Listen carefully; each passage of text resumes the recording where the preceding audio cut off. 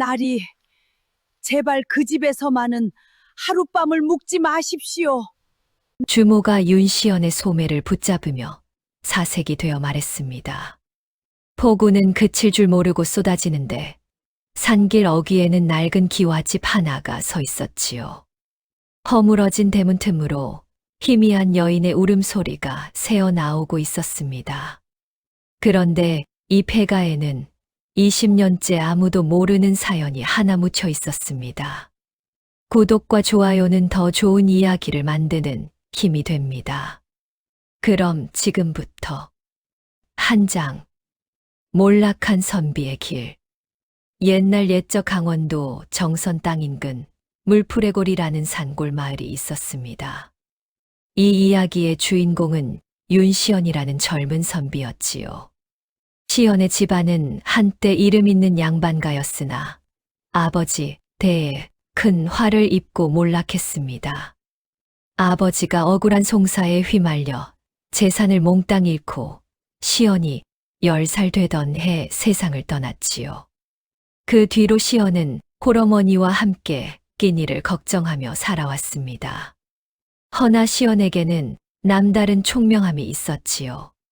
밤마다 관솔불 아래서 글을 읽고 붓살 돈이 없어 흙바닥에 글씨를 연습했습니다. 어머니, 소자가 반드시 과거에 급제하여 가문을 다시 일으키겠습니다. 시연은 늘 그렇게 다짐하며 어머니를 위로했지요. 그해 가을 드디어 한양에서 과거 시험이 열린다는 소식이 들려왔습니다. 시연은 마지막 남은 논 한 떼기를 팔아 노잣돈을 마련했지요. 아들아, 부디 몸 조심하거라. 그리고 꼭 급제해서 돌아오너라. 어머니는 눈물을 훔치며 시연을 배웅했습니다.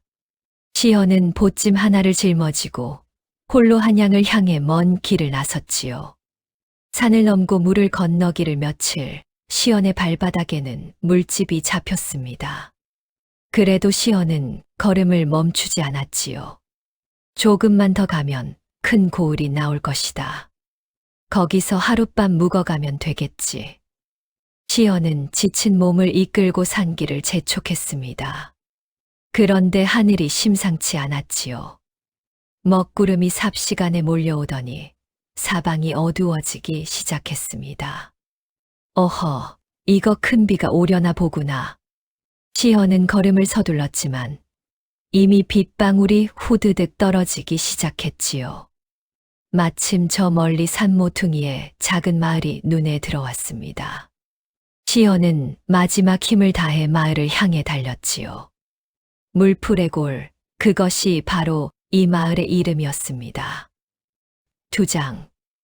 물풀의골과 청향로의 소문. 시연이 마을 어귀에 들어섰을 때는 이미 빗줄기가 굵어진 뒤였습니다. 마을 초입의 주막에서 불빛이 새어 나오고 있었지요. 시연은 반가운 마음에 서둘러 주막 문을 두드렸습니다. 주모, 지나가는 나그네인데 하룻밤 묵어갈 수 있겠습니까? 주모 정순 아주머니가 문을 열고 시연을 위아래로 훑어보았지요. 어이구, 손님. 이 비를 다 맞고 오셨구먼. 어서 들어오시게. 정순 아주머니는 시연을 안으로 들이며 마른 수건을 건넸습니다. 시연은 젖은 옷을 대충 털어내고 방으로 들었지요. 허나 방에 들어서니 이미 자리는 다른 길손들로 가득 차 있었습니다. 손님, 오늘 마침 장이 서는 날이라 방이 다 찼습니다. 죄송해서 어쩐답니까? 정순 아주머니가 난처한 얼굴로 손을 비볐지요. 괜찮습니다. 마당 처마 밑이라도 잠시 비를 피할 수 있으면 됩니다. 시연은 애써 웃으며 답했습니다. 그때 마당 한쪽에서 나무를 패던 노인 하나가 그 말을 듣고 다가왔지요. 이보시게 젊은이, 이 근처에 하룻밤 몸 누일 곳이 하나 있긴 하네만. 노인의 목소리가 어딘가 조심스러웠습니다. 어디 말씀입니까? 지금 이 비를 피할 곳이라면 어디든 감사할 따름입니다. 시연이 반색하며 물었지요. 저 산모퉁이를 돌아가면 옛날에 청양루라 불리던 기와집이 하나 있다네. 지금은 아무도 살지 않는 폐가일세. 노인의 말에 정순 아주머니의 낯빛이 순간 흐려졌습니다. 어르신, 그 집 이야기는 함부로 꺼내지 마십시오. 정순 아주머니가 노인의 소매를 슬쩍 잡아 끌며 말렸지요. 손님, 그 집만은 안 됩니다. 차라리 저희 집 처마 밑에서 밤을 새우시지요. 정순 아주머니의 목소리에 진심 어린 걱정이 묻어났습니다. 어째서입니까? 그 집에 무슨 사연이라도 있습니까? 시연이 궁금한 얼굴로 물었지요. 정순 아주머니는 잠시 주저하다가 낮은 목소리로 입을 열었습니다. 20년 전 그 집은 이 고을에서 제일 가는 기생집이었습니다. 청양루라는 이름으로 인근 고을 양반들이 다 몰려들 정도로 이름났었지요. 그런데 어느 해인가 그 집에서 젊은 기생 하나가 억울하게 죽었다는 소문이 돌았습니다. 그 뒤로 청양루는 문을 닫았고 지금까지 아무도 그 집에 들어가려 하지 않습니다. 밤마다 여인의 울음소리가 들린다는 소문이 파다합니다. 그 집에서 하룻밤을 지새운 자는 살아나오지 못한다는 말도 있습니다. 시헌은 그 말을 들으며 등골이 서늘해졌지요. 허나 동시에 알 수 없는 호기심도 함께 일었습니다. 그 기생의 이름을 혹시 아십니까? 매월이라 했습니다. 인물도 곱고 마음씨도 고왔다고 하지요. 헌데 대체 무슨 일로 죽었는지는 아는 이가 아무도 없습니다. 정순 아주머니는 그렇게 말하며 몸을 부르르 떨었지요. 나무를 패던 노인이 다시 끼어들었습니다. 그 집 근처에 사는 서참판댁만은 이 이야기가 나오면 낯빛이 달라진다는 소문도 있다네. 서참판댁이라니 그게 누구입니까? 시헌이 물었지요. 이 고을에서 제일 가는 양반이지. 지금은 존경받는 어른으로 통하지만 노인은 말끝을 흐리며 더는 입을 열지 않았습니다. 정순 아주머니가 황급히 화제를 돌렸지요. 손님, 아무튼 그 집만은 절대 가지 마십시오. 방이 없으면 마당 처마 밑에라도 재워드리겠습니다. 시헌은 고개를 끄덕이며 알겠다고 답했습니다. 허나 마음 한구석에는 방금 들은 이야기가 떠나지 않고 맴돌았지요. 매월이라 대체 무슨 사연으로 그리 억울하게 죽었단 말인가. 시헌은 낮게 중얼거리며 처마 밑에 자리를 잡고 앉았습니다. 세장, 포구 속 폐가의 가치다. 밤이 깊어지자 빗줄기는 더욱 거세졌습니다. 처마 밑에 웅크리고 앉은 시헌의 옷은 이미 흠뻑 젖어 있었지요. 바람까지 매섭게 불어와 뼛속까지 한기가 스며들었습니다. 이러다가는 몸살이 나겠구나. 시헌은 이를 딱딱 부딪히며 몸을 웅크렸지요. 자정이 가까워질 무렵 빗소리에 섞여 우르릉 천둥 소리까지 울렸습니다. 번개가 번쩍일 때마다 마당이 대낮처럼 환해졌다가 다시 어두워졌지요. 손님 괜찮으십니까? 안색이 영 좋지 않습니다. 정순 아주머니가 걱정스러운 얼굴로 문을 열고 내다보았습니다. 괜찮습니다. 그저 조금 춥군요. 시헌은 애써 웃음을 지어 보였지만 몸은 이미 떨림을 멈추지 못했지요. 정순 아주머니는 한참을 고민하다가 결국 마음을 굳힌 듯 입을 열었습니다. 손님, 이대로는 필시 몸이 상하실 겁니다. 차라리 그 폐가로 가시지요. 지붕만은 성하다고 들었습니다. 정순 아주머니의 목소리에는 안타까움이 가득했지요. 방금 전까지는 그리 말리시더니 어찌 이제는. 시헌이 놀란 얼굴로 되물었습니다. 소문은 소문일 뿐 사람이 얼어 죽는 것보다야 낫지 않겠습니까? 그저 몸을 녹이고 날이 밝으면 서둘러 나오시면 될 일입니다. 정순 아주머니는 그렇게 말하며 낡은 종이초로 하나를 시연에게 건넸지요. 이 초롱불이라도 챙겨 가십시오. 그리고 부디 몸 조심하십시오. 시연은 잠시 망설였지만 더는 이 추위를 견딜 자신이 없었습니다. 고맙습니다, 주모. 신세를 지겠습니다. 시연은 초롱을 받아 들고 자리에서 일어섰지요. 빗속을 뚫고 산모퉁이를 향해 걸음을 옮기기 시작했습니다. 길은 진창으로 변해 있었고 발을 디딜 때마다 미끄러졌지요. 번개가 칠 때마다 나무 그림자가 괴물처럼 일렁였습니다. 그렇게 한참을 걸었을까, 저 멀리 어둠 속에서 낡은 기와 지붕이 눈에 들어왔지요. 시연은 걸음을 재촉해 대문 앞에 다다랐습니다. 허물어진 대문은 삐걱거리는 소리를 내며 겨우 매달려 있었지요. 담장 곳곳은 무너져 내렸고 마당에는 잡초가 무성했습니다. 이곳이 바로 청향루로구나. 시연은 낮게 중얼거리며 대문을 조심스레 밀었지요. 끼익 하는 소리와 함께 대문이 열렸습니다.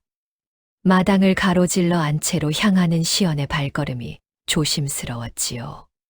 빗소리 사이로 어디선가 희미한 소리가 들려오는 것 같았습니다. 기분 탓이겠지. 시연은 스스로를 다독이며 걸음을 옮겼지요. 안채의 마루는 다행히 지붕이 성해 비를 피할 수 있었습니다. 시연은 초롱불을 마루에 내려놓고 젖은 옷을 벗어 짜냈지요. 방 안을 살펴보니 먼지만 자욱할 뿐 세간살이는 거의 남아있지 않았습니다. 허나 한쪽 벽에는 빛바랜 병풍 하나가 덩그러니 놓여 있었지요. 병풍에는 매화 가지가 그려져 있었는데 붓질이 예사롭지 않았습니다. 누가 그렸는지는 몰라도 솜씨가 참으로 곱구나. 시연은 그 병풍을 물끄러미 바라보다가 이내 마루 한쪽에 자리를 잡고 앉았지요. 밤은 점점 깊어가고 빗소리는 그칠 줄을 몰랐습니다. 시연은 스르르 밀려오는 졸음에 눈을 감았지요. 그런데 이게 웬일입니까? 한참 잠들었다 싶었을 무렵 시연의 귓가에 낯선 소리가 들려왔습니다. 그것은 다름 아닌 여인의 흐느끼는 소리였지요. 예장. 첫날 밤 여인의 곡소리. 시연은 화들짝 눈을 떴습니다. 빗소리 사이로 분명 여인의 흐느낌이 들려오고 있었지요. 걔 누구요?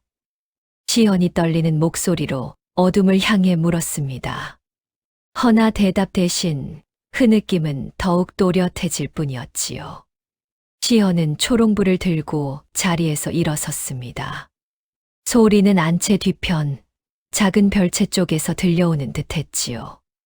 시연의 손이 가늘게 떨렸습니다. 허나 이대로 모른 척 넘어갈 수도 없는 노릇이었지요. 밤손님이라면 소인은 그저 비를 피해 온 나그네일 뿐입니다. 시연은 스스로를 다독이듯 중얼거리며 별채로 향했습니다. 별채의 문은 반쯤 열려 있었지요. 문틈으로 초롱불을 비추자 안이 훤히 들여다 보였습니다. 방 안에는 아무도 없었지요. 허나 흐느낌 소리는 분명 그 방에서 새어나오는 듯 했습니다. 참으로 이상한 일이로다. 시연이 고개를 갸웃하는 순간 갑자기 초롱불이 흔들리기 시작했지요. 바람 한 점 없는데도 불꽃이 세차게 요동쳤습니다. 그리고 다음 순간 시연의 등 뒤에서 서늘한 기운이 느껴졌지요. 시연은 온몸이 얼어붙는 듯한 느낌에 천천히 뒤를 돌아보았습니다. 그곳에는 하얀 소복을 입은 여인이 서 있었지요. 여인의 긴 머리카락이 얼굴을 반쯤 가리고 있었습니다. 허나 그 사이로 보이는 눈빛만은 슬픔으로 가득 차 있었지요. 으악! 시연은 외마디 비명을 지르며 뒷걸음질을 쳤습니다. 그 바람에 들고 있던 초롱불이 바닥에 떨어져 꺼져버렸지요. 사방이 순식간에 칠흑같이 어두워졌습니다. 뉘시오. 나는 그대에게 아무런 해를 끼칠 뜻이 없소이다. 시현이 어둠 속에서 떨리는 목소리로 외쳤지요. 한참의 정적이 흐른 뒤 어디선가 나직한 목소리가 들려왔습니다. 나그네는 어찌하여 이곳에 들어왔습니까? 여인의 목소리는 슬픔이 짙게 배어 있었지요. 허나 이상하게도 그 목소리에는 위협적인 기운이 느껴지지 않았습니다. 소인은 그저 폭우를 피해 하룻밤 묵어가려 했을 뿐입니다. 그대에게 폐를 끼칠 뜻은 전혀 없었습니다. 시현은 어둠 속을 향해 정중히 답했지요. 또다시 정적이 흘렀습니다. 시현은 조심스레 다시 초롱불을 찾아 부싯돌로 불을 붙였지요. 떨리는 손으로 불을 밝히자 방금 전에 여인은 온데간데 없이 사라져 있었습니다. 이것이 꿈인가 생시인가. 시현은 넋이 나간 얼굴로 그 자리에 주저앉았지요. 한참을 그렇게 앉아있던 시현은 문득 마음을 다잡았습니다. 그 여인의 눈빛에는 악한 기운이 아니라 슬픔이 가득했다. 필시 무언가 깊은 사연이 있을 것이다. 시현은 스스로에게 다짐하듯 중얼거리며 다시 안채 마루로 돌아왔지요. 허나 그날 밤 시현은 도무지 잠을 이룰 수가 없었습니다. 빗소리는 그칠 줄 몰랐고 여인의 흐느낌은 밤새 간간히 들려왔지요. 날이 밝아올 무렵에야 겨우 지쳐 잠이 들었습니다. 새벽녘 어렴풋이 눈을 뜬 시현의 눈앞에 낯선 것이 보였지요. 마루 한쪽에 언제 놓였는지 모를 대나무 놀이개 하나가 놓여 있었습니다. 시현은 그것을 조심스레 집어들었지요. 놀이개에는 정교하게 새겨진 매화 무늬가 있었습니다. 이것은 대체 누가 놓고 간 것인가? 시현은 놀이개를 품에 넣으며 알 수 없는 예감에 몸이 떨렸지요. 5장. 법인 스님을 만나다. 날이 완전히 밝자 시현은 서둘러 짐을 챙겨 폐가를 나섰습니다. 간밤의 일이 꿈만 같았지만 품속의 놀이개가 그것이 현실이었음을 말해 주었지요. 시현은 다시 주막으로 향했습니다. 손님 살아 돌아오셨구먼. 정말 다행입니다. 정순 아주머니가 버선발로 뛰쳐나와 시현을 반겼지요. 밤새 아무 일 없으셨습니까? 정순 아주머니가 걱정스러운 얼굴로 물었습니다.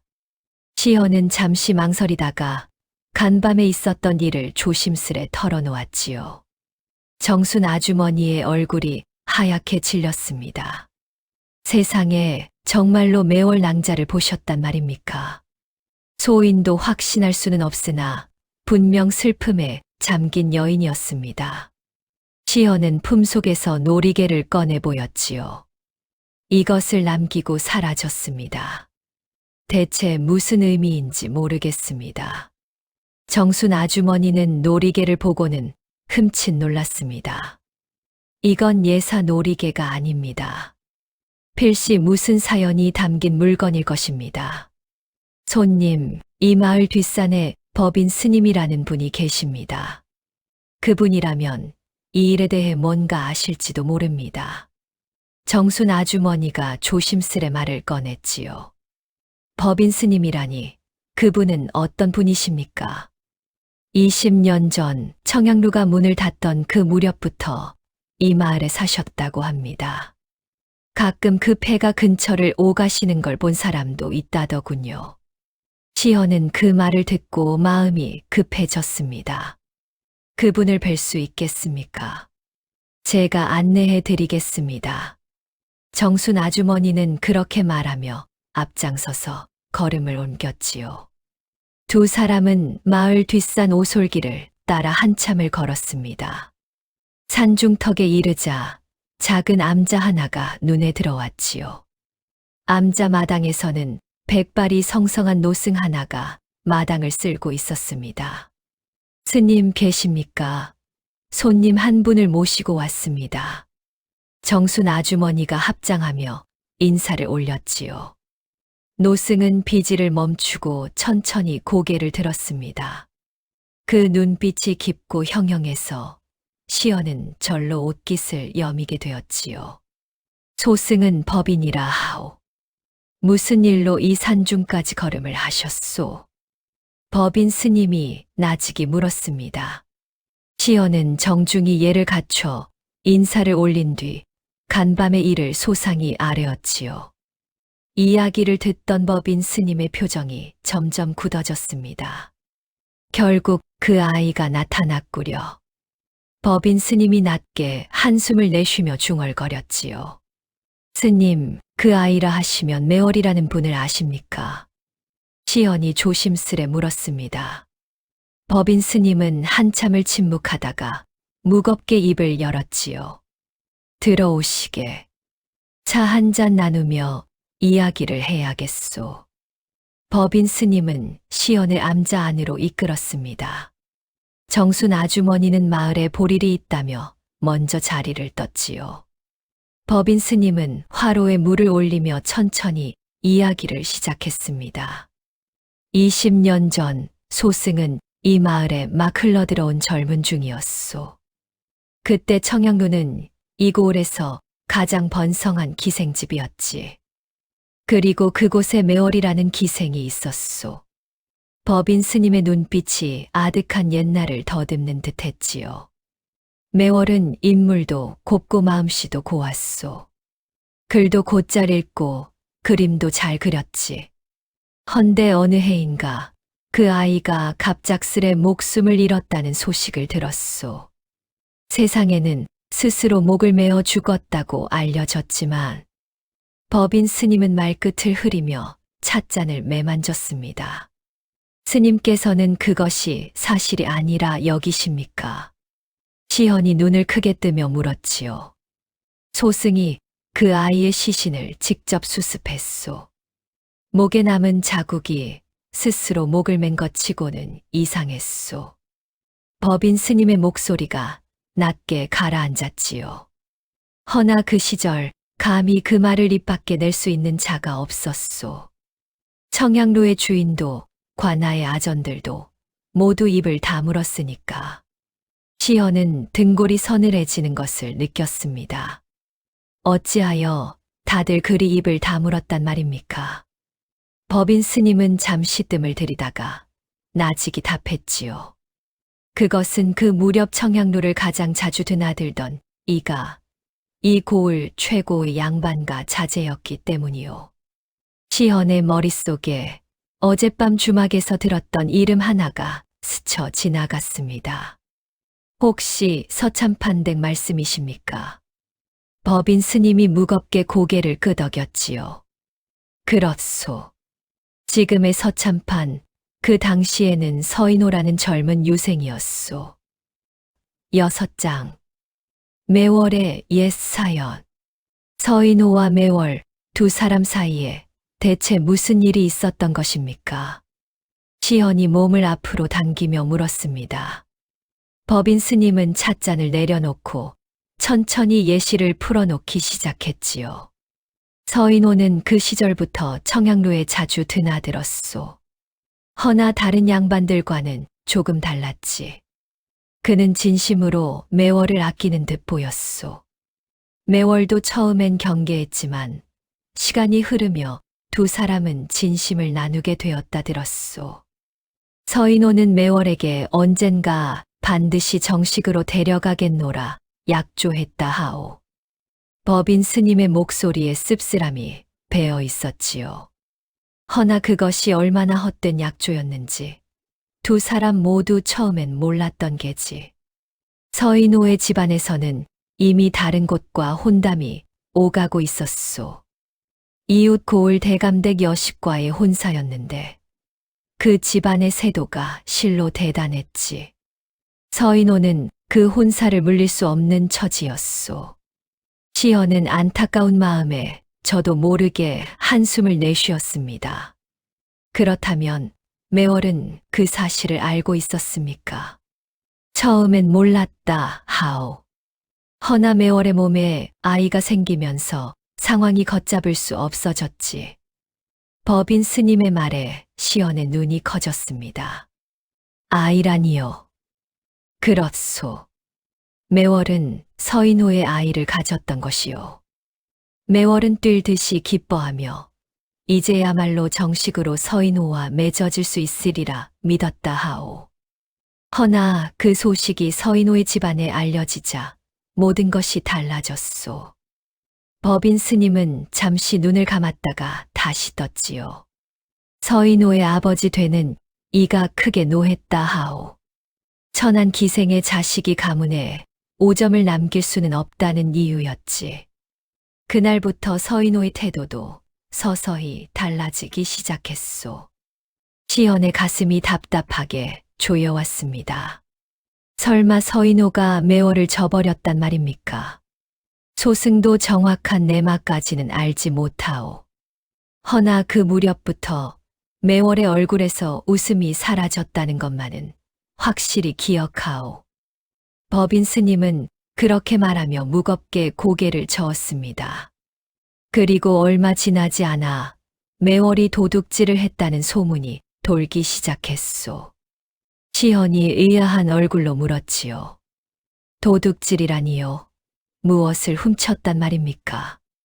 서인호의 정혼자 되는 대감댁 여식이 청양루의 놀이개 하나를 잃어버렸다 했소. 그런데 그 놀이개가 매월의 방에서 발견되었다는 것이요. 법인 스님의 목소리가 낮게 떨렸습니다. 소승은 지금도 믿지 않소. 매월이 그런 짓을 할 아이가 아니었으니까. 허나 그날로 매월은 관아에 끌려가 모진 문초를 당했다 하오. 시연의 손이 저도 모르게 품속의 놀이개를 꽉 쥐었습니다. 그리고 며칠 뒤 매월은 청양루 별채에서 싸늘한 시신으로 발견되었소. 스스로 목을 메었다는 것이 관아의 결론이었지. 법인 스님의 눈가에 물기가 어렸습니다. 허나 소승이 시신을 수습하며 본 목의 자국은 목을 메어 생긴 것과는 결이 달랐소. 마치 누군가 뒤에서 억지로 조른 듯한 흔적이었지. 시헌은 온몸에 소름이 돋는 것을 느꼈습니다. 그렇다면 매월은 스스로 목숨을 끊은 것이 아니라 누군가에게 살해당했단 말씀이십니까? 법인 스님은 대답 대신 무겁게 고개를 끄덕였지요. 소승은 그 진실을 세상에 알리고 싶었소. 허나 힘없는 승려 하나가 무엇을 할 수 있었겠소. 그저 아무도 찾지 않는 그 아이의 시신을 홀로 뒷산에 묻어주는 것이 소승이 할 수 있는 전부였소. 법인 스님의 목소리에 오랜 회한이 묻어났습니다. 시헌은 한참을 말없이 앉아 있었지요. 그러다 문득 품속의 놀이개를 꺼내 법인 스님 앞에 내밀었습니다. 스님, 이것을 보아주십시오. 간밤에 매월 낭자가 소인에게 남기고 간 물건입니다. 법인 스님은 놀이개를 받아들고 한참을 들여다보았지요. 이것은 매화 무늬 놀이개로구려. 소승이 기억하기로 이것은 매월이 서인호에게서 정표로 받은 물건이었소. 시헌은 그 말에 가슴이 철렁 내려앉았습니다. 그렇다면 어찌하여 이 놀이개가 도둑맞은 물건으로 둔갑했단 말입니까? 법인 스님의 눈빛이 날카롭게 빛났지요. 그것이 바로 소승도 오랫동안 풀지 못한 의문이요. 혹시 그 놀이개 사건 자체가 애초부터 누군가 꾸며낸 함정이 아니었을까 하는 생각도 들었소. 시헌의 머릿속에 한 가지 생각이 번뜩 스쳐 지나갔습니다. 매월 낭자가 소인에게 이 놀이개를 남긴 까닭은 혹시 진실을 밝혀달라는 뜻이 아니겠습니까? 법인 스님은 시헌을 물끄러미 바라보다가 나직이 답했지요. 그럴지도 모르겠소. 20년 만에 처음으로 그 아이가 산 사람 앞에 모습을 드러낸 것이니까. 그런데 이게 대체 무슨 인연이란 말입니까? 시연이 낮게 중얼거렸습니다. 그때였습니다. 암자 밖에서 인기척이 들려왔지요. 7장. 곰내의 등장. 법인 스님이 문을 열자 마당에는 초로의 여인 하나가 서 있었습니다.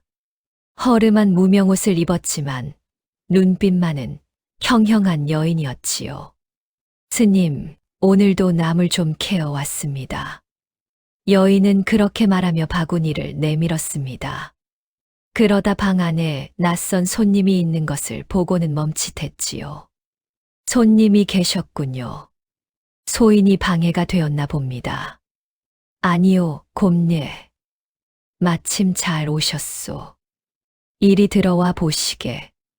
법인 스님이 여인을 안으로 불러들였습니다. 이분은 물풀의골에 사는 곰예라는 안악이요. 곰예, 이 젊은 선비께서 간밤에 청양로에서 매월을 만났다 하오. 법인 스님의 말에 곰예라는 여인의 얼굴이 순식간에 하얗게 질렸습니다. 매월 아가씨를 정말로 만나셨단 말입니까?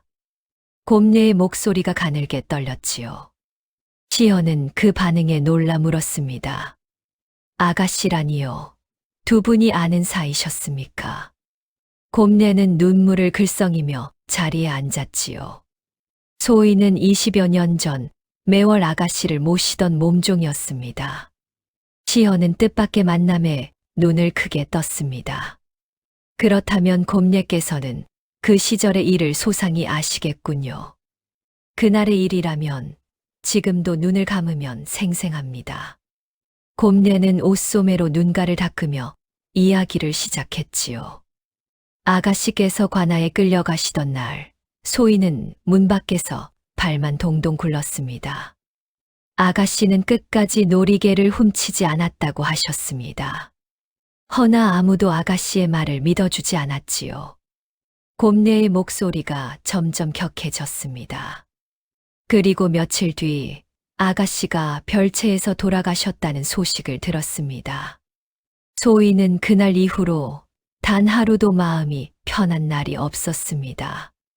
어찌하여 아가씨가 그런 누명을 쓰고 돌아가셔야 했는지 지금도 이해할 수가 없습니다. 시연은 마음이 무겁게 가라앉았습니다. 곰예께서는 혹시 그 놀이개 도난 사건의 진상을 알고 계십니까? 곰예는 잠시 망설이다가 낮은 목소리로 입을 열었지요. 소인이 그날 밤 우연히 보았던 것이 하나 있습니다. 허나 그것을 입 밖에 낼 자신이 없어 지금껏 가슴에 묻고만 살았습니다. 법인 스님과 시연의 시선이 동시에 곰예를 향했습니다. 곰예, 무엇을 보았단 말이오? 법인 스님이 조심스레 물었지요. 곰예는 깊게 숨을 들이쉬고는 떨리는 목소리로 답했습니다. 그 놀이개 사건이 있기 전날 밤, 소인은 서인호 도련님의 몸종이 매월 아가씨 방 근처를 서성이는 것을 보았습니다. 그 몸종의 손에 작은 보퉁이 같은 것이 들려 있었습니다. 시헌의 눈빛이 날카롭게 변했지요. 그렇다면 그 놀이개가 애초에 서인호 쪽에서 매월 낭자의 방에 몰래 가져다 둔 것이란 말입니까? 소인도 그리 의심하고 있습니다. 허나 확실한 증거가 없어 지금껏 아무에게도 말하지 못했습니다. 곰예는 그렇게 말하며 두 손을 부들부들 떨었지요. 그날 이후 소인은 청양루를 떠나 이 마을에서 숨죽이며 살아왔습니다. 서참판댁의 힘이 두려워 감히 진실을 말할 엄두를 내지 못했습니다. 법인 스님이 무겁게 고개를 끄덕였습니다. 곰예의 마음을 어찌 탓하겠소. 힘없는 자가 힘있는 자에 맞서기란 참으로 어려운 일이지. 시연은 한참을 생각하다가 굳은 얼굴로 입을 열었지요. 소인이 비록 몰락한 양반의 자식에 불과하나 이 억울한 사연을 그냥 지나칠 수는 없을 것 같습니다. 매월 낭자가 소인에게 이 놀이개를 남긴 것도 필시 그런 뜻이 아니겠습니까? 곰례와 법인 스님이 동시에 시연을 바라보았습니다. 선비님, 허나 서참판 댁의 힘이 만만치 않습니다. 자칫하다간 선비님 신변까지 위험해질 수 있습니다. 곰례가 걱정스러운 얼굴로 만류했지요. 소인도 그 위험을 모르지 않습니다. 허나 억울하게 죽은 이해한을 알고도 모른 척 지나친다면 어찌 선비라 할 수 있겠습니까? 시헌의 눈빛에는 굳은 결의가 서려 있었습니다. 법인 스님은 그런 시헌을 물끄러미 바라보다가 나직이 말했지요. 선비님의 마음이 그러하다면 소승도 힘을 보태겠소. 허나 서두르지는 마시오. 증거 없이 나섰다가는 오히려 매월의 한만 더 깊어질 뿐이요. 시헌은 무겁게 고개를 끄덕였습니다. 세 사람은 그날 진실을 밝히기 위한 은밀한 뜻을 함께 모으게 되었지요. 8장 서참판의 그림자.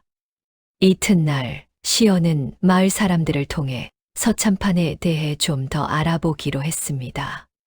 서참판, 즉 서인호는 이제 이 고을에서 누구도 함부로 대하지 못할 세도가가 되어 있었지요. 젊은 시절의 혼사는 예정대로 이루어졌고 그 덕에 처가의 세력까지 등에 업게 되었습니다. 20년 세월 동안 재산은 몇 곱절로 불어났고 벼슬도 참판에 이르렀지요. 마을 사람들은 겉으로는 서참판을 어른으로 깎듯이 대접했습니다. 서참판 댁 나리는 학식도 높으시고 마을에 흉년이 들면 곡식도 곧잘 내어주시는 어른이시지. 주막에서 만난 한 노인이 그렇게 말했지요. 허나 그 말 끝에는 어딘가 씁쓸한 기색이 묻어 있었습니다. 허나 그대 근처에서는 함부로 입을 놀리지 않는 게 좋을 걸세. 노인은 목소리를 낮추며 그렇게 덧붙였지요. 어째서입니까? 시헌이 조심스레 물었습니다. 몇 해 전 그 댁 소장료에 이 일을 제기했던 이가 하나 있었는데 그 이듬해 논밭을 몽땅 빼앗기고 마을을 떠나야 했다네. 노인은 그렇게 말하며 고개를 절레절레 저었지요. 시헌은 그 말을 들으며 마음이 무거워졌습니다. 겉으로는 인자한 척하나 속으로는 냉혹한 자로구나. 시헌은 속으로 그렇게 되뇌었지요. 그날 오후 시헌은 법인 스님과 다시 만나 그간 알아본 것을 나누었습니다. 스님, 서참판은 지금 이 고을에서 누구도 함부로 대할 수 없는 위세를 지녔습니다. 섣불리 나섰다가는 오히려 소인이 화를 입을지도 모르겠습니다. 법인 스님은 무겁게 고개를 끄덕였지요. 그러니 더더욱 확실한 증거가 필요한 것이요. 단순한 소문이나 짐작만으로는 그 댁의 위세를 뚫을 수 없소. 매월이 남긴 놀이개만으로는 부족하다는 말씀이십니까? 놀이개는 매월과 서인호 사이의 정표였다는 것을 증명할 뿐 살인의 증거는 되지 못하오. 법인 스님의 말에 시헌은 고개를 끄덕였습니다. 그렇다면 무엇이 더 필요하겠습니까? 법인 스님은 한참을 생각하다가 조심스레 입을 열었지요. 소승이 그 옛날 매월의 시신을 수습할 때 품에서 작은 서찰 하나를 발견한 적이 있소. 시헌의 눈이 번쩍 뜨였습니다. 서찰이라니요. 지금 그 서찰이 어디 있습니까? 그때는 차마 그 서찰을 세상에 드러낼 용기가 없어 매월을 묻던 자리 근처에 함께 묻어두었소. 법인 스님은 그렇게 말하며 낮게 한숨을 내쉬었지요. 그 서찰에는 매월이 죽기 직전 써 내려간 억울한 심정이 담겨 있었소. 허나 소승의 짧은 기억으로는 그 안에 서인호와의 관계는 물론 놀이개 사건이 꾸며진 함정이라는 말까지 적혀 있었던 듯하오. 시헌의 심장이 세차게 뛰기 시작했습니다. 스님, 그렇다면 그 서찰이야말로 결정적인 증거가 아니겠습니까? 지금이라도 그 자리를 찾아 서찰을 꺼내야 합니다. 법인 스님은 잠시 망설이다가 고개를 끄덕였지요. 소승도 그리 생각하오. 허나 20년의 세월이 흘렀으니 서찰이 온전히 남아있을지는 알 수 없소. 그래도 시도는 해보아야 하지 않겠습니까? 시연이 결연한 얼굴로 말했습니다. 그런데 이게 웬일입니까? 두 사람의 대화를 엿듣기라도 한 듯 암자 밖에서 낯선 발소리가 들려왔지요. 법인 스님이 재빨리 문을 열어보았으나 마당에는 아무도 없었습니다. 허나 저 멀리 산길을 따라 검은 옷을 입은 사내 하나가 황급히 사라지는 뒷모습이 보였지요. 저자는 누구입니까? 시연이 긴장한 얼굴로 물었습니다. 법인 스님의 표정이 어둡게 굳었지요. 낯이 익소. 서참판 댁에서 부리는 사람인 듯하오. 시연은 등골이 서늘해지는 것을 느꼈습니다. 그렇다면 저희 이야기가 이미 새어 나갔을지도 모른다는 말씀이십니까? 법인 스님은 무겁게 고개를 끄덕였지요. 서둘러야겠소. 지체하다간 저들이 먼저 손을 쓸지도 모르오. 9장. 증표를 찾았어. 그날 밤 시연과 법인 스님은 곰례와 함께 다시 청향루로 향했습니다. 곰례는 매월이 묻힌 자리를 정확히 기억하고 있었지요. 법인 스님께서 아가씨를 묻으셨던 곳이 저 뒷산 소나무 새 그루 아래였습니다. 세 사람은 어둠 속을 조심스레 헤치며 산길을 올랐지요. 달빛조차 구름에 가려 사방이 온통 캄캄했습니다. 조금만 더 가면 됩니다. 발밑을 조심하십시오. 곰례가 앞장서서 길을 안내했지요. 한참을 오르자 과연 새 그루의 소나무가 나란히 서 있는 곳이 나타났습니다. 법인 스님이 그 앞에 멈춰 서서 깊이 고개를 숙였지요. 매워라, 소승이 이제야 너를 위해 나서는구나. 부디 용서해다오. 법인 스님은 그렇게 낮게 읊조리며 준비해 온 삽을 땅에 꽂았습니다. 시연도 함께 힘을 보태 흙을 파내기 시작했지요. 한참을 파내려가자 삽 끝에 딱딱한 무언가가 닿는 느낌이 전해졌습니다. 찾은 것 같습니다. 시연이 흥분한 목소리로 외쳤지요. 세 사람은 조심스레 손으로 흙을 헤쳐냈습니다. 그 안에서 낡은 유골함 하나와 함께 기름 종이에 쌓인 작은 꾸러미가 모습을 드러냈지요. 법인 스님은 떨리는 손으로 기름 종이를 조심스레 풀었습니다. 다행히 기름 종이 덕분에 안에 있던 서찰은 세월의 흔적에도 크게 상하지 않았지요. 이것이 바로 그 서찰이요. 법인 스님의 목소리가 가늘게 떨렸습니다. 시연은 초롱불을 가까이 비추며 서찰을 조심스레 펼쳐보았지요. 빛바랜 종이 위에 곱고 단정한 필체가 눈에 들어왔습니다. 자당 어른께 감히 이 글을 올립니다. 시연이 낮은 목소리로 서찰을 읽어 내려가기 시작했지요. 서찰에는 매월이 억울한 심정을 절절히 토로한 내용이 담겨 있었습니다. 놀이개를 훔치지 않았다는 것, 그리고 그 놀이개가 자신이 서인호에게 정표로 받은 것이라는 사연이었지요. 또한 서인호의 몸종이 자신의 방 근처를 서성이던 것을 보았다는 대목도 있었습니다. 이는 필시 누군가 소첩을 모함하기 위해 꾸민 함정일 것입니다. 서찰의 마지막에는 뱃속 아이에 대한 애끓는 심정도 적혀 있었지요. 차라리 소첩 혼자 죽더라도 이 아이만은 아무 죄가 없음을 알아주소서.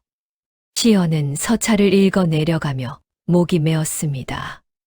곰례는 그 자리에 주저앉아 소리 없이 눈물을 흘렸지요. 아가씨 20년이 지나서야 이렇게 아가씨의 진심을 세상에 알릴 수 있게 되었습니다. 법인 스님도 눈시울을 붉히며 합장했습니다. 매워라, 이제 너의 억울함이 밝혀질 날이 머지않았느니라. 시연은 서찰을 소중히 접어 품속 깊이 갈무리했지요. 이 서찰과 노리개, 그리고 곰내님의 증언이 있다면 서참판의 죄를 세상에 밝힐 수 있을 것입니다. 바로 그때였습니다. 세 사람의 등 뒤에서 서늘한 바람이 훅 하고 불어왔지요. 시연이 놀라 뒤를 돌아보자 그곳에는 다시 그 하얀 소복의 여인이 서 있었습니다. 매월이었지요. 매월 낭자. 시연이 떨리는 목소리로 그녀를 불렀습니다. 매월은 조용히 시연과 곰내, 법인 스님을 차례로 바라보았지요. 그녀의 눈빛에는 처음 보았을 때의 슬픔과는 다른 무언가가 서려 있었습니다. 한 줄기 희미한 안도와 감사의 빛이었지요. 고맙습니다. 매월의 입술에서 바람결처럼 희미한 목소리가 흘러나왔습니다. 부디 제 아이의 아비에게 그 죄를 물어주소서. 그 말을 마지막으로 매월의 모습은 서서히 밤안개 속으로 스러졌지요. 세 사람은 한참을 그 자리에 멍하니 서 있었습니다. 매월의 한이 우리에게 힘을 실어주는구나. 법인 스님이 낮게 중얼거렸지요. 시연은 품속의 서찰을 다시 한번 굳게 끌어쥐었습니다. 이제 이 증거를 가지고 관할을 찾아가야겠습니다. 세 사람은 그렇게 결의를 다지며 산을 내려왔지요. 허나 그들은 미처 알지 못했습니다.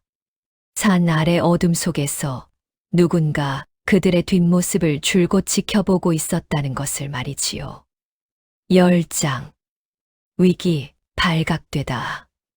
세 사람이 산을 내려와 마을 어귀에 다다랐을 무렵이었습니다.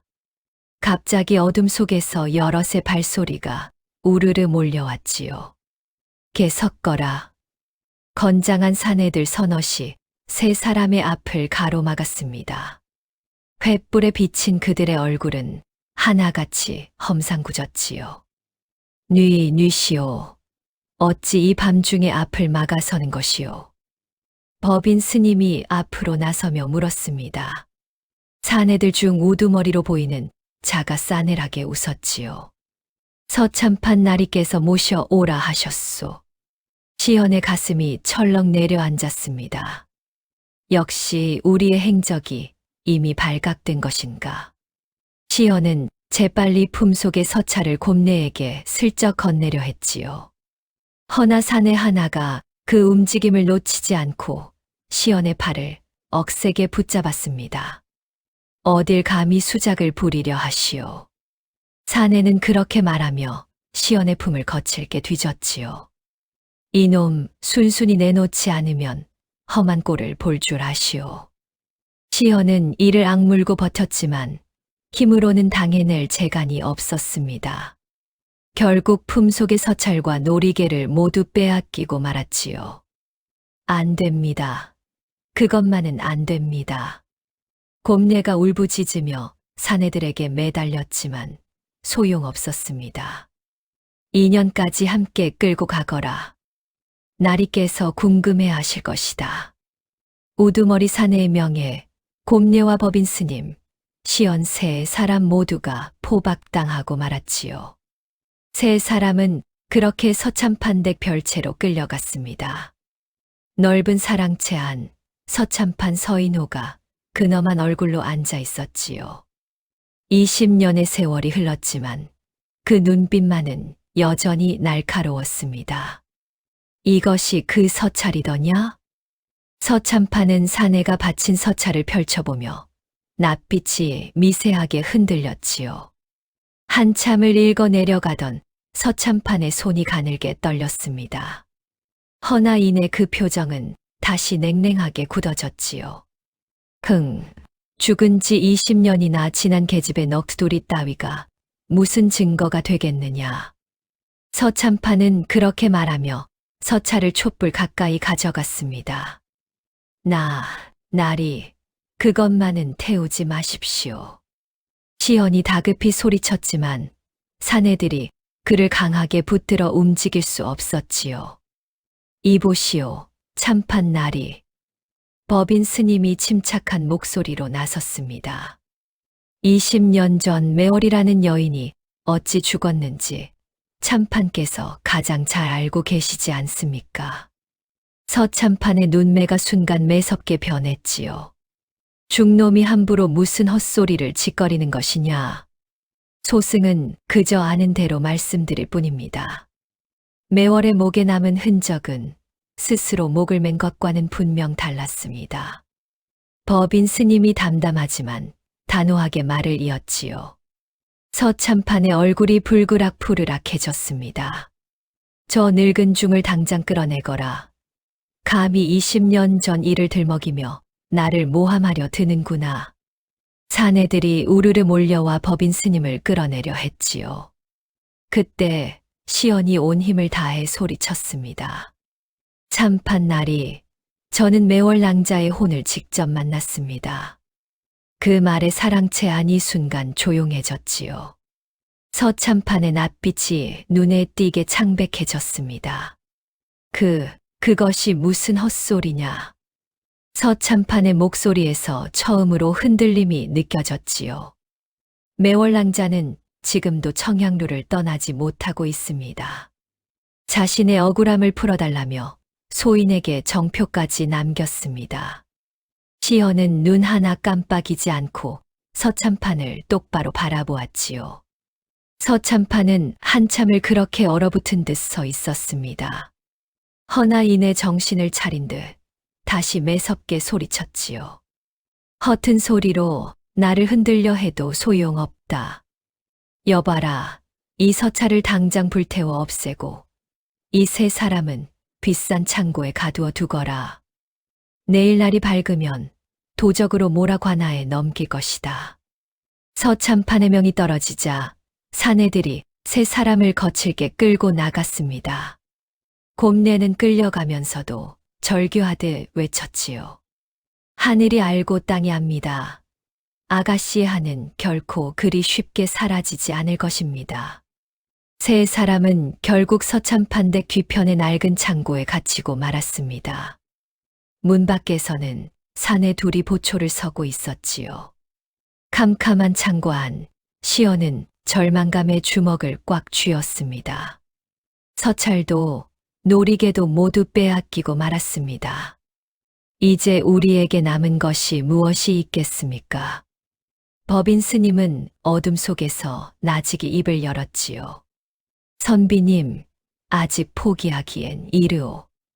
매월의 혼이 우리와 함께하는 한 진실은 반드시 밝혀질 것이오. 11장. 뜻밖의 도움. 창고에 갇힌 지 얼마나 지났을까요? 문 밖에서 나직한 목소리가 들려왔습니다. 저 안에 계십니까? 앳된 목소리였지요. 시연이 조심스레 문틈으로 다가가 물었습니다.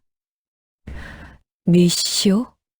소인은 이 댁에서 심부름을 하는 봉구라 합니다. 문 밖의 사내는 목소리를 낮추며 말을 이었지요. 나리께서 아까 그 서차를 태우라 명하셨는데 소인이 차마 태우지 못했습니다. 시헌의 눈이 번쩍 뜨였습니다. 그것이 정말이오? 실은 오늘 저녁 무렵부터 별채 쪽에서 자꾸 이상한 소리가 들립니다. 봉구의 목소리가 두려움에 떨렸지요. 여인의 울음소리 같기도 하고 누군가 흐느끼는 소리 같기도 합니다. 다른 종들도 다들 무서워서 그쪽 근처에 얼씬도 못하고 있습니다. 시연과 법인 스님, 곰내는 서로 눈빛을 주고받았습니다. 매월 낭자의 혼이 우리를 돕고 있는 것인가? 법인 스님이 낮게 중얼거렸지요. 소인도 실은 그 서차를 태우려다 손이 떨려 차마 불을 붙이지 못했습니다. 봉구가 창고 문틈으로 서차를 슬쩍 들이밀었습니다. 이것을 다시 가져가십시오. 소인은 이제 이 댁에 더는 못 있을 것 같습니다. 시연은 서차를 조심스레 받아들며 물었지요. 어찌하여 이리 위험을 무릅쓰고 우리를 돕는 것이오? 봉구는 잠시 머뭇거리다가 목소리를 낮춰 답했습니다.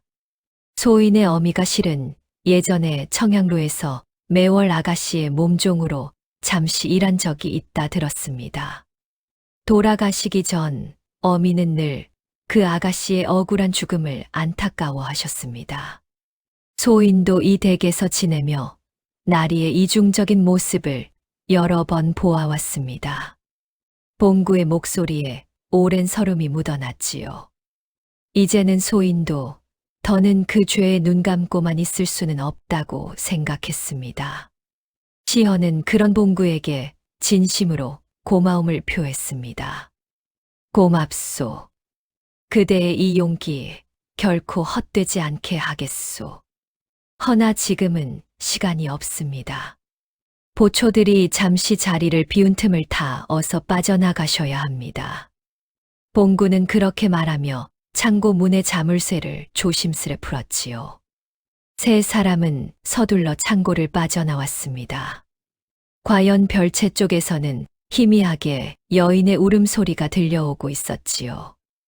담장 근처를 지키던 보초들도 그 소리에 겁을 먹고 자리를 뜬 뒤였습니다.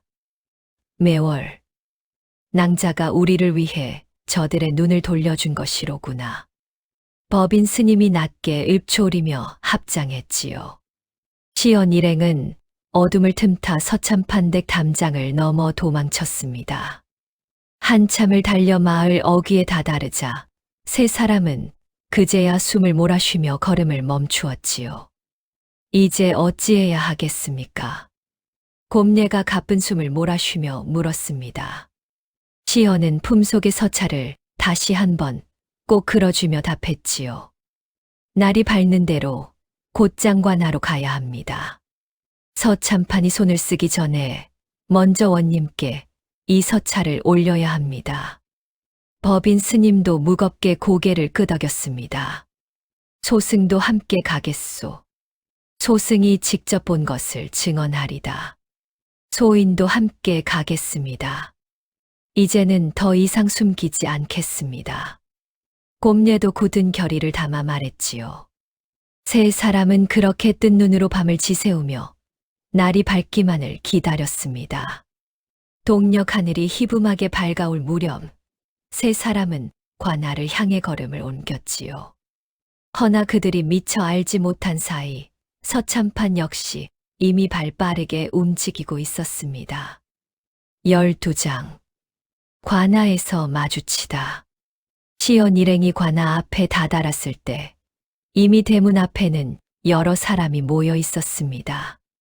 놀랍게도 그 가운데에는 서참판이 근엄한 얼굴로 서 있었지요. 저자가 어찌 벌써 이곳에. 곰례가 놀란 얼굴로 걸음을 멈췄습니다. 서참판은 시연 일행을 발견하고는 오히려 먼저 손가락질을 하며 소리쳤지요. 바로 저놈들입니다. 사또. 어젯밤 소인의 곳간에서 재물을 훔쳐 달아난 도적들이 저기 있습니다. 관아 마당에 있던 아전들이 일제히 시연 일행을 향해 다가왔습니다. 참판 날이 그것은 사실이 아닙니다. 시연이 다급히 외쳤지요. 오히려 저희는 참판 나리의 죄를 고발하고자 이곳을 찾은 것입니다. 마침 마당으로 나온 원님이 소란스러운 광경에 눈살을 찌푸리며 물었습니다. 대체 이게 무슨 소란이냐? 새로 부임한 지 얼마 되지 않은 이 고을의 원님은 김도현이라는 이름의 젊은 관리였지요. 전임 원님과 달리 청렴하기로 소문난 인물이었습니다. 서참판이 먼저 나서서 아뢰었지요. 사또, 이자들이 어젯밤 소인의 곳간에 침입해 재물을 훔치려다 붙잡혀 창고에 갇혔는데 밤사이 도망을 쳤습니다. 이제 죄를 면하려 되래 소인을 모함하려는 수작인 듯합니다. 원님의 눈길이 이번엔 시연에게로 향했습니다. 내 놈은 무슨 할 말이 있느냐? 시연은 깊이 숨을 들이쉬고는 품속에서 서찰을 꺼내 두 손으로 받쳐 올렸지요. 사또 소인은 도적이 아니옵니다. 20년 전 청양루라는 기생집에서 매월이라는 여인이 억울하게 죽은 사건이 있었습니다. 소인이 우연히 그 폐가에서 하룻밤을 묵으며 그 여인의 넋을 만났고 그로 인해 이 진실을 알게 되었습니다. 시연의 말에 마당에 있던 사람들이 술렁이기 시작했지요. 서참판의 낯빛이 눈에 띄게 굳어졌습니다. 허튼 소리. 사또 저놈이 필시 실성한 것이 분명합니다. 참판, 잠시 조용히 하시오. 원님이 서참판을 제지하며 시연에게 손을 내밀었지요. 그 서찰을 이리 가져오너라. 시연은 조심스레 서찰을 원님에게 건넸습니다. 원님은 서찰을 천천히 읽어 내려가기 시작했지요. 한 장 한 장 넘길 때마다 원님의 표정이 점점 굳어져 갔습니다. 이 서찰이 정녕 그 매월이라는 여인이 직접 쓴 것이 맞느냐? 그러하옵니다, 사또. 소승이 증언하겠나이다. 법인 스님이 앞으로 나서며 예를 올렸지요. 소승은 20년 전 매월의 시신을 직접 수습했던 자이옵니다. 그때 목에 남은 흔적이 결코 스스로 목을 메어 생긴 것이 아니었음을 이 자리에서 증언하옵니다. 곰례도 떨리는 목소리로 앞에 나섰습니다. 소인은 그 시절 매월 아가씨를 모시던 몸종이었나이다. 노리개 도난 사건이 있기 전날 밤 서참판 댁의 몸종이 아가씨의 방 근처를 서성이는 것을 소인이 직접 보았나이다. 세 사람의 증언이 이어지자 마당의 분위기는 완전히 달라졌지요. 서참판의 이마에서 식은땀이 흘러내리기 시작했습니다. 사또, 이는 모두 죽은 자와 관련된 근거 없는 낭설에 불과합니다. 20년 전 일을 지금 와서 무슨 수로 증명한단 말입니까? 서참판이 목소리를 높이며 항변했지요. 원님은 서찰을 손에 쥔 채 한참을 말없이 서참판을 바라보았습니다. 참판, 이 서찰의 필체가 사실인지 아닌지는 조사해보면 알 일이오. 허나 그보다 먼저 참판께 묻고 싶은 것이 있소. 원님의 목소리가 낮고 무거웠지요. 20년 전 참판께서는 매월이라는 여인과 정녕 아무런 관계가 없었소이까. 서참판은 순간 말문이 막힌 듯 얼굴이 하얗게 질렸습니다. 그것은 서참판이 말을 더듬는 순간이었지요. 마당에 갑자기 서늘한 바람이 훅 하고 불어왔습니다. 사람들이 술렁이며 주변을 두리번거렸지요. 그리고 다음 순간 관아 마당 한복판에 하얀 소복 차림의 여인이 호련히 모습을 드러냈습니다. 13장. 매월 진실을 밝히다. 관아 마당에 있던 사람들이 일제히 비명을 지르며 뒷걸음질을 쳤습니다. 귀신이다. 누군가 그렇게 외치자 마당은 순식간에 아수라장이 되었지요.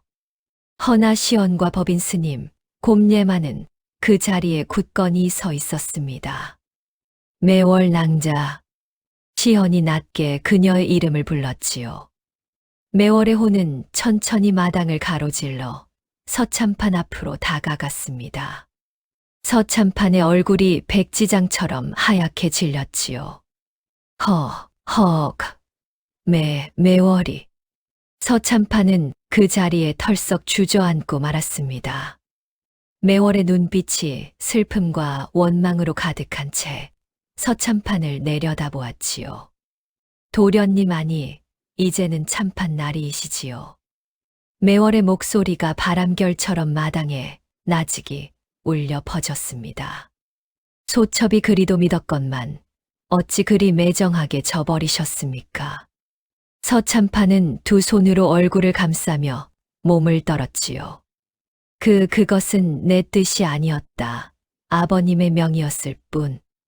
아버님의 명이었다 하나 그 놀이개를 소첩의 방에 몰래 가져다 둔 것은 누구의 뜻이었습니까? 매월의 목소리가 점점 서늘해졌습니다. 마당에 있던 모든 이들이 숨죽인 채 그 광경을 지켜보았지요.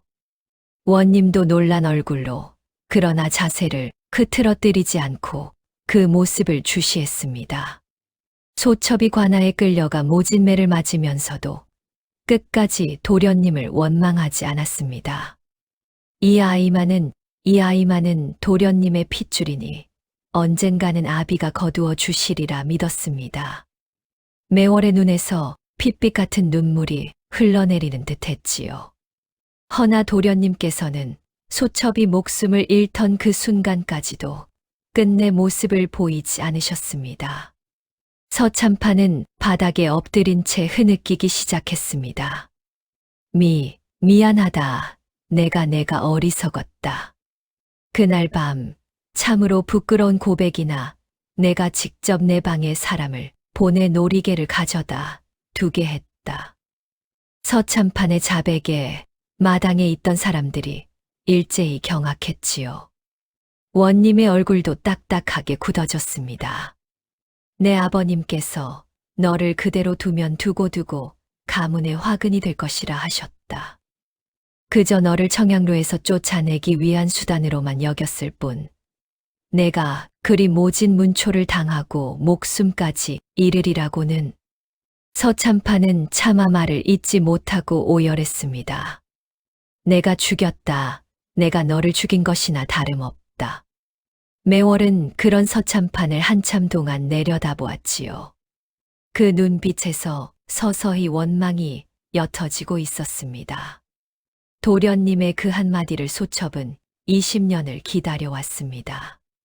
매월의 목소리가 떨렸지요. 소첩이 바란 것은 그저 소첩의 죽음이 억울했다는 진실 하나였습니다. 이제 그 진실이 밝혀졌으니 소첩도 이만 편히 눈을 감을 수 있을 듯합니다. 매월은 그렇게 말하며 천천히 시연을 향해 고개를 돌렸지요. 선비님, 그리고 곰례 법인 스님까지 참으로 고맙습니다. 여러분 덕분에 소첩은 20년 만에 비로소 억울함을 풀 수 있었습니다. 매월의 모습이 서서히 투명해지기 시작했습니다. 소첩은 이제 아이와 함께 편히 쉴 곳으로 떠나려 합니다. 곰례가 눈물을 흘리며 그녀를 향해 손을 뻗었지요. 아가씨 부디 좋은 곳으로 가십시오. 이제는 아무 걱정 마시고요. 매월은 곰례를 향해 희미하게 그러나 분명하게 미소를 지어 보였습니다. 20년 만에 처음 보는 그녀의 온전한 미소였지요. 그리고 다음 순간 매월의 모습은 한 줄기 빛이 되어 하늘로 쓰러져 갔습니다. 마당에 있던 모든 이들이 그 신비로운 광경에서 눈을 떼지 못했지요. 한참의 정적이 흐른 뒤 원님이 무겁게 입을 열었습니다. 서참판, 방금 그대의 입으로 직접 죄를 자백하였다. 20년 전 무고한 여인을 모함하여 죽음에 이르게 한 죄, 결코 가벼이 다스리지 않을 것이다. 서참판은 그 자리에서 완전히 무너져 내렸지요. 여봐라, 참판을 포박하여 옥에 가두거라. 조정에 보고하여 엄히 문책할 것이다. 원님의 명이 떨어지자 병졸들이 서참판을 끌고 갔습니다. 한때 이 고을 최고의 권세를 자랑하던 서참판은 그렇게 죄인의 몸이 되어 관아 옥으로 끌려갔지요. 14장 진실 이후 서참판의 죄가 밝혀졌다는 소식은 삽시간에 온 고을에 퍼졌습니다. 한때 그 앞에서 굽실거리던 사람들은 이제 등을 돌리며 손가락질을 했지요. 그리 인자한 척하더니 속으로는 그런 끔찍한 죄를 짓고 살았단 말인가. 사람이 겉과 속이 그리 다를 수가 있나. 마을 사람들의 수군거림이 곳곳에서 들려왔습니다. 원님은 서참판의 죄상을 낱낱이 조사한 뒤 조정에 보고를 올렸지요. 며칠 뒤 조정으로부터 명이 내려왔습니다. 서참판은 벼슬을 박탈당하고 재산의 상당 부분을 몰수당한 뒤 먼 변방으로 유배를 떠나게 되었지요. 한때 이 고을을 호령하던 위세는 그렇게 허망하게 무너져 내렸습니다. 원님은 시연을 따로 불러 치하했지요. 자네의 용기가 아니었다면 이 오랜 억울함이 영영 묻힐 뻔했네. 몰락한 양반 자제라 들었네만 그 의로움만큼은 참으로 귀한 것이야. 원님은 그렇게 말하며 시연에게 노잣돈을 넉넉히 내어주었습니다. 이것으로 한양길에 요긴하게 쓰시게. 그리고 과거에 급제하거든 부디 오늘의 그 마음을 잊지 마시게. 시연은 감격한 얼굴로 깊이 고개를 숙였지요. 사또의 은혜 결코 잊지 않겠습니다. 곰례와 법인 스님도 원님으로부터 그간의 노고를 치하받았습니다. 곰례라 하였느냐. 그대의 용기 있는 증언이 없었다면 진실은 밝혀지지 못했을 것이다. 원님은 곰례에게도 약간의 재물을 내려 새 삶을 시작할 수 있도록 도와주었지요. 봉구 역시 서참판 댁을 벗어나 관아의 도움으로 새로운 일자리를 얻게 되었습니다. 이제야 어미의 넋 앞에 떳떳해진 기분입니다. 봉구는 그렇게 말하며 홀가분한 표정을 지었지요. 며칠 뒤 시연과 법인 스님, 곰례는 다시 청향루를 찾았습니다. 허물어진 폐가는 여전히 그 자리에 서 있었지만 어딘가 그 기운이 달라진 듯 했지요. 더 이상 스산한 곡소리도 서늘한 기운도 느껴지지 않았습니다. 법인 스님은 매월과 아이가 묻혔던 뒷산 자리를 다시 찾아 정성껏 제를 올렸지요. 매월아, 이제 편히 잠들거라. 내 이름 석자가 헛되지 않았음을 온 고을이 알게 되었느니라. 곰례도 그 곁에서 두 손을 모아 조용히 기도를 올렸습니다. 시연은 품속에 지니고 있던 매화 놀이개를 조심스레 꺼내 매월의 무덤 곁에 놓아두었지요. 낭자, 이 놀이개는 이제 이곳에 두고 가겠습니다. 부디 편히 쉬시길 바랍니다.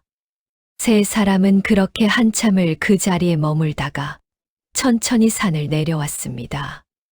그날 저녁 마을 사람들은 조촐한 잔치를 열어 시연 일행을 배웅했지요. 정순 아주머니도 눈물을 글썽이며 시연의 손을 꼭 잡았습니다. 손님, 부디 한양길 몸 조심하시고 꼭 급제해서 좋은 소식 전해 주십시오. 고맙습니다, 주모님. 이곳에서의 인연 결코 잊지 않겠습니다. 시연은 그렇게 마을 사람들의 배웅을 받으며 다시 한양을 향해 길을 나섰지요. 15장.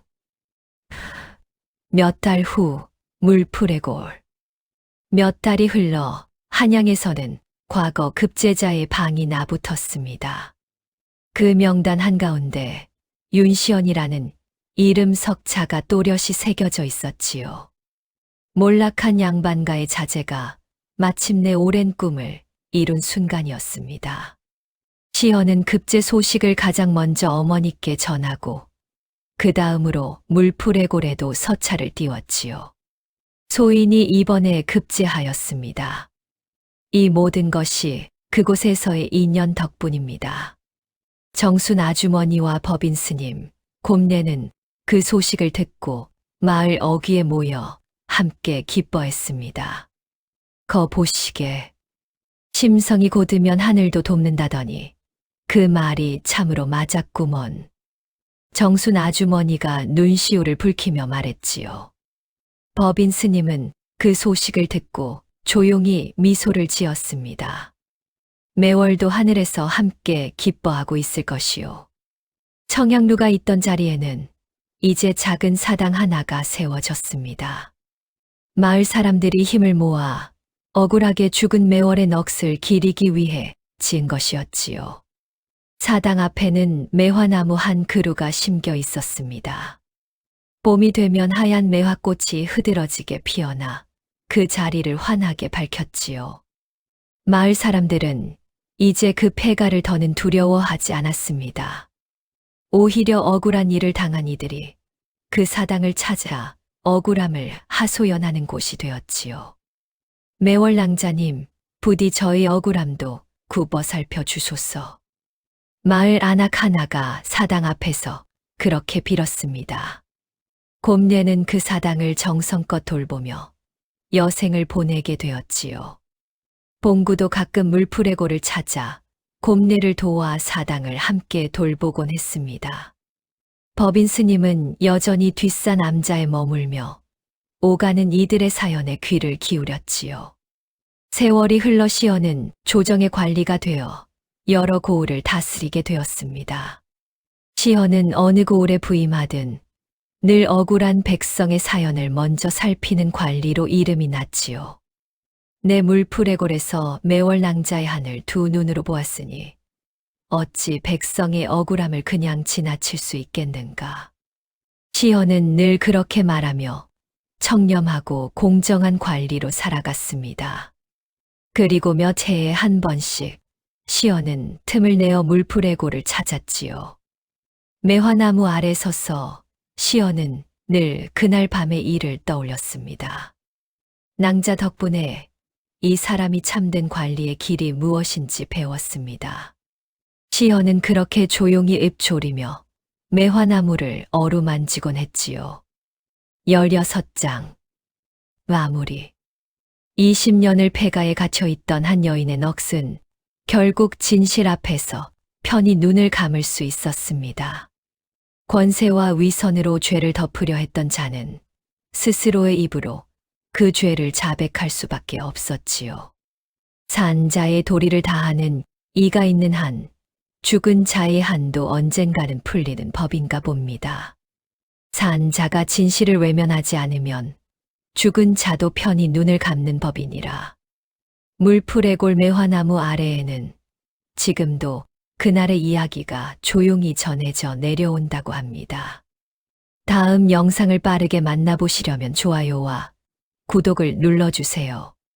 지금 화면에 나오는 더 재미있는 영상들도 함께 해주세요. 그럼 모두 행복한 하루 보내세요. 감사합니다.